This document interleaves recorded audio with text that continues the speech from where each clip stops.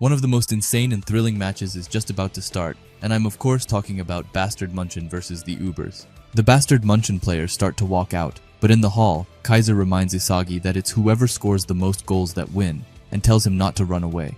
After that, they get out on the field and meet up with the Ubers. The Ubers greet Isagi, and all of them are ready for payback, but the one who's the most fired up of them all is Baru, who goes to Isagi and straight up headbutts him. Isagi notices Baru's red highlights right off the bat and calls him out for it, calling him a narcissist. Even so, Baru says that he's proud over them and that he put them in to celebrate 100 million, while calling out Isagi for only being worth a pity of 50 million. But the Ubers players quickly come to ruin Baru's pride, as Aiku says that Baru suddenly wanted to pump himself up before facing Isagi. Baru quickly denies those claims and says that he suddenly wanted to go for a different look. However, Aryu and Nico add on, with Aryu saying that he's like a girl before a date and Nico calling him Princess Baru. And because of that, they end up in a headlock by Baru, just the typical Baru. Aiku then tells Isagi that the ones who'll be sitting on the Blue Lock's throne will be the Ubers, and that just sounds so cold. After that, we get into the Blue Lock Central Monitor Room, where the chairman of the Japan Football Union comes in and tells Igo that Blue Lock Television is amazing and that they are making tons of money. He shows Igo a bunch of mascots he made, but Igo just smashes them into his face. Igo asks if that was all he came for, and the chairman says that it was. However, he also reminds Igo about the promise he made when he approved Blue Lock Television, and I'm so curious to know what the promise was, and if you have any guesses, then please leave it down in the comments. Back on the pitch, Isagi is thinking to himself, saying that he knows what he needs to do, and that he put in the necessary work during training. All that's left is for him to prove that his theory works in the actual game. And with that, the kickstart of the match starts. Kaiser and Ness trades passes to start it off like always, and as they are doing so, Isagi is looking at them from the side, saying that Uber's formation is an ultra-defensive formation that's tightly packed in the center, and even if they manage to shake their marks in the 1v1, the other Ubers players will immediately press them with 2 or even 3 players. Kaiser comes to Nico, and Nico thanks Kaiser for making Isagi stronger. After that, Kaiser passes to Ness. However, Ness jumps over it and lets it roll over to Grim. After Grim has gotten the ball, that's when Ness starts to run all that he can, moving all the way to the front. It looks like the ball is going to Ness, but in reality, he's just the bait for a much bigger fish, which of course is Kaiser, who's currently battling Nico. Isagi is amazed that they were able to break Uber's formation by making Ness make a run from the midfield. However, as the ball falls to Kaiser, another one appears. He cuts off the pass with pinpoint accuracy, and that's when we get to know that it's the heartbeat of Uber's defense, and also a next-generation World 11 by the name of Don Lorenzo the Ace Eater. Isagi says that Lorenzo managed to instantly catch on to Kaiser's unpredictable attack, and then positioned himself perfectly so that he could shut it down in one move, calling Lorenzo's vision, positioning, and physical ability all top-notch. Kaiser tells Lorenzo to stop laughing, and that every time he shows off those golden teeth of his, it pisses Kaiser off. Lorenzo ignores that and asks Kaiser if he's worth more than 300 million yen if he managed to shut Kaiser down. Kaiser just calls him a creepy, gold-toothed loan shark who only seeks people as money, which Lorenzo responds with a quote saying that there's nothing in this world that money can't buy, showing us his obsession with money. Then Lorenzo starts to brutally just point at everyone, saying how much they are worth. Kind of rude. However, after that, he asks them if they are ready for their counterattack. Lorenzo is about to pass a long cross-up on the field, however Kunigami comes to stop him, but ends up with broken ankles by Lorenzo, who beautifully gets away from him, only to find Raichi behind. Raichi tells him to just try and get past him, however Lorenzo kind of owns him by calling him worthless, as he's worth absolutely 0, before doing some crazy ninja moves to get behind Raichi. Lorenzo makes a one-touch with Sendo to get behind Yukimiya. Igarashi gets up from his seat and tells them to do something to stop Lorenzo. Beside him, we have Hiroi, who's carefully watching the field, saying that this is really bad. On defense, the Ubers string together consecutive presses and funnel their opponent towards Lorenzo, who lies in wait on the back line, and as soon as Lorenzo steals the ball, they make a switch. This makes it into a flexible system where Nico drops back to play centre-back while Lorenzo participates in the attack. They use their large number of players to their advantage to attack all at once and create a long-range zombie counterattack. Lorenzo goes into a shooting stance and baits that guy that I forgot the name of. Corona goes to stop him, but Hiroi thinks that it's a mistake, and that the second they focus too much on stopping Lorenzo, they lose track of the one player who absolutely thrives in these situations, which of course is the king himself, Baru Shuei. Hiroi says Baru and Lorenzo together make a system where the two kings of offense and defense combine forces, saying that this is Uber's goal-scoring formula. However, before the ball can even get to Baru, someone stops it. And who else would it be, if not Isagi Yoichi? Isagi takes the ball and makes some really cool slide on the ground, but he says that it's nice to finally see the trick behind his hat trick, before saying that he will be taking the ball. Even Lorenzo is shocked that he's only worth 50 million. Isagi now has the ball. While running away from Baru, Isagi says that his body is now able to keep up a lot better with his thought.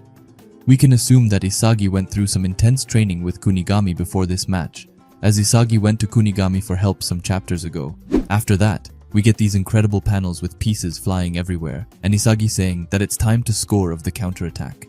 And who else would assist Isagi if it weren't for our favorite shark boy Kurona, who alongside Isagi trades passes. Yukimiya is looking at the duo from afar as he says that attack with a counterattack of their own.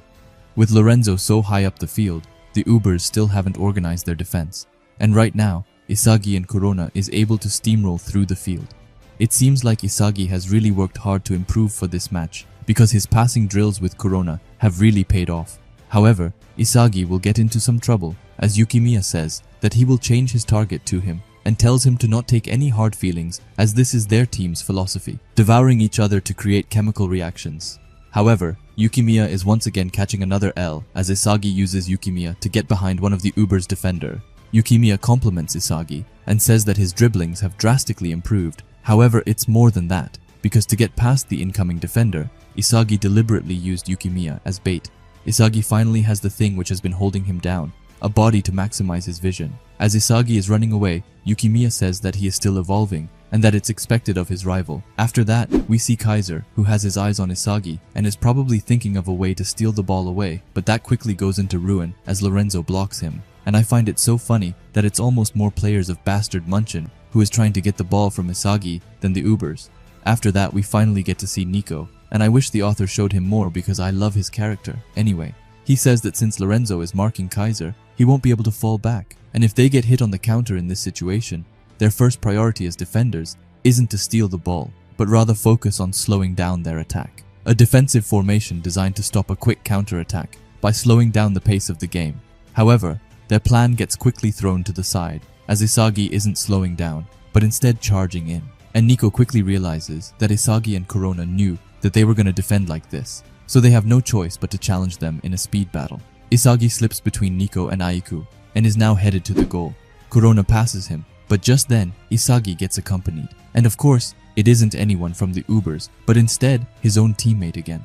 But this time, it's Ness who tells Isagi that in the event of Lorenzo getting hold of Kaiser, it's then his job to crush Isagi by any means necessary. He says that after studying Isagi's direct shot, he realized that it's trash, a defective shot that he can only shoot with his right foot. Ness has a smug look on his face as he says that once he knocks Isagi off balance, he's finished. But Isagi asks him to think again as he uses his left foot, creating a lefty shot which goes right into the net, shocking everyone. But most importantly, giving Bastard Munchin a 1-goal lead, the one who is most stunned of them all is Ness, who in shock asks Isagi what he did. After that, we can see different families all over the world being ecstatic over Isagi. However, I want to quickly focus in on this guy. If you have forgotten, then this was Isagi's first true fan. He came up to Isagi after the U20 match and asks him to shake his hand, which was so adorable.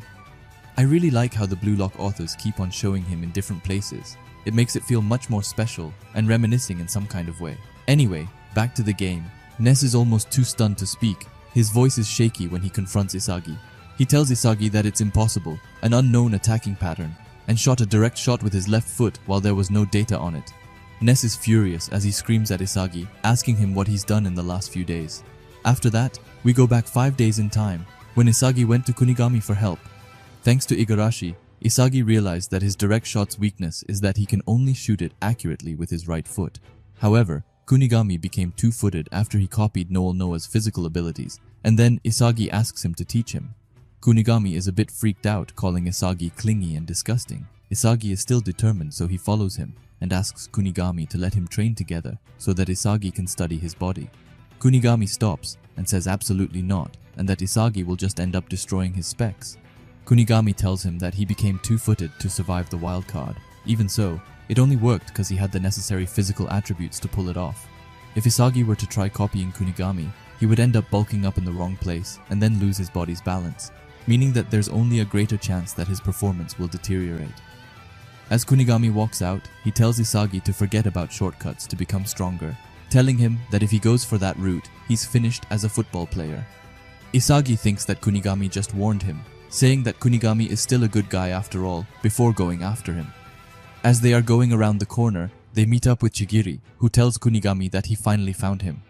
Isagi asks Chigiri what he's doing inside the German stratum, and Chigiri says that he came to see Kunigami, saying that he basically ghosted Chigiri during and after the game. While Chigiri is talking to Kunigami, he just walks away telling him to piss off, and that he doesn't have anything to tell him.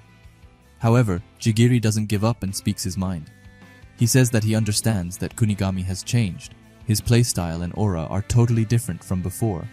However, it isn't only Kunigami who's changed. Chigiri tells him that from now on, he will be keeping an eye on Kunigami and asks him to do the same. But just then, another one sneaks his head around the door opening. It's Bachira who asks if this is some kind of class reunion. Before rushing over and saying that he will join in, he throws the football in Isagi's face. Bachira says that he saw the Bastard vs. Manshine match on the monitor, saying that it was awesome and that they were all dripping ego juice from their body. Now I'm not even going to try speculating what ego juice is, so let's just leave that to Bachira. He continues telling them that Kunigami's goal and Isagi's movements were totally insane, not to mention how crazy Chigiri's goal was.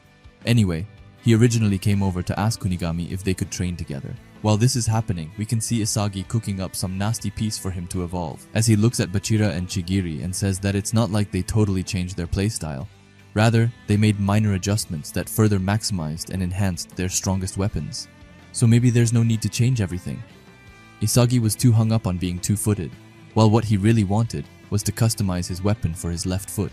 While Isagi continues to level up his primary weapon, the direct shot, and if he can manage to just acquire a secondary weapon, then it will complete everything. And after that, the four of them start a 2 vs 2 match against each other, which makes me so nostalgic back to the start of the series, when they really were acting like this. After that, we are right off the bat greeted by Aiku, who looks at Isagi amazed. He says that a lefty direct shot is amazing, calling it a cheat code. However, it's impossible to become two-footed in just a couple of days, meaning that Isagi's lefty shot has to have some kind of weakness to it. Lorenzo goes forward toward Isagi, pointing his finger at him. He says that he's taken a liking to Isagi and that he definitely isn't worth 50 million. He tells Isagi that he's now considered an ace like Kaiser, and the man himself, Isagi, coldly tells him to be sure not to pick the wrong guy to mark, ending it by calling Lorenzo a zombie bastard. After that, Lorenzo walks past him with a menacing aura, telling him to not get cocky after scoring one lucky goal, also making some kitty noises, and I'm all for it. He smiles and tells the Ubers that it's time to get to work, and with that, the game restarts. Isagi thinks that it's time to focus, try to steal the ball again, and go and score his second goal. But he quickly realizes that Lorenzo isn't moving up. As Nico and Sendo are trading passes, Isagi notices that the speed of their offense is slower, saying that they're prioritizing possession and slowly inching their way up the field. It's like they are waiting for the right time to flip their switch. However, Isagi says that as long as he can manage to keep track of Baru's heavy offensive, he can manage to devour them. Just then, we get a flashback to the first time the players met Snuffy. Both Nico and Sendo say that he's a very carefree and laid-back master. Before they start, Snuffy has a question prepared. He asks the players what football means to them. Sendo is first up and says that it's his dream. Ryu quickly comes after, saying that it's everything, and Aiku says that it's something he could bet his entire life on. But when Snuffy then asks what they would do if they couldn't turn pro, the players get silent. Snuffy continues, asking them what they would have if football was taken away from them, saying that there's nothing wrong with devoting yourself to football. Even so, injuries and setbacks do happen. So what would they do if one day, for some reason, they were no longer able to play football? They still stay silent, and Snuffy tells them that those who can't answer this question will forever be dreamers and amateurists. However, for a professional, winning is both a duty and an obligation. Through winning, they are able to earn money and put food on the table. And then he tells them what football really is, saying that football is a job, nothing less, nothing more.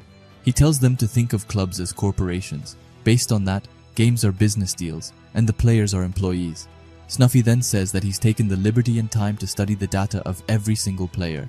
Everything from the game plan, offense, defense, and situational football and all of the various strategies now lay right in front of them. Sendo is right off the bat ecstatic, saying that it's amazing. Meanwhile, Aiku asks Snuffy if he managed to come up with all of these strategies himself. He did, and says that if they remember all the strategies he came up with and execute them flawlessly, they will win. After that, we see that the players under Snuffy's command are almost acting like soldiers. Before we leave the flashback, Nico has some additional comments to make. He says that all of Snuffy's strategies make full use of their individual capabilities. Snuffy even prepared different variations depending on the lineup. Then we get a rare panel of Nico showing his eyes. Let's be honest, these panels are becoming like rare Pokemon cards that you have to capture. Anyway, he says that if they manage to survive here, then they will without a doubt be exponentially stronger, which pumps out all of the Blue Lock players.